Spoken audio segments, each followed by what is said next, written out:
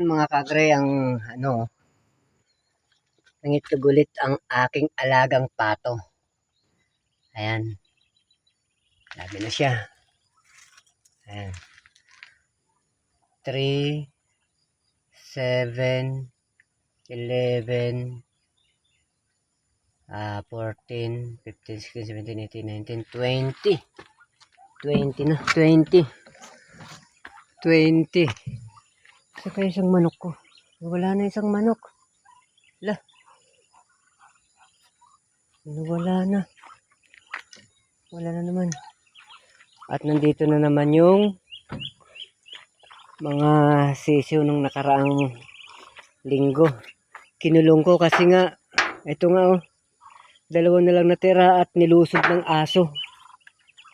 Kung inabutan ko yung aso na yon, sigurado tigok sa akin yun. Yan tuloy, dalawa na lang tuloy, kaya ginawan ko siya ng sarili nilang kulungan. Pakakawalan ko yan pag malaki na. Ano, sayang siyempre guys, ang alaga natin, kinakailangan natin mahalin din. Kasi nga pinaghirapan at pinagsakripisyo natin silang palakihin, kaya kinakailangan din natin silang alagaan ng mabuti. Kaya ngayon, yung itlog na to, mga kaagre, ayan, yan yung itlog na yan. Pag yan ang napisa, dito ko na ikukulong yan. Nang sa ganun, hindi napasukin ng aso. Ayan, kasi nga, lumusot doon sa gilid yung aso, doon.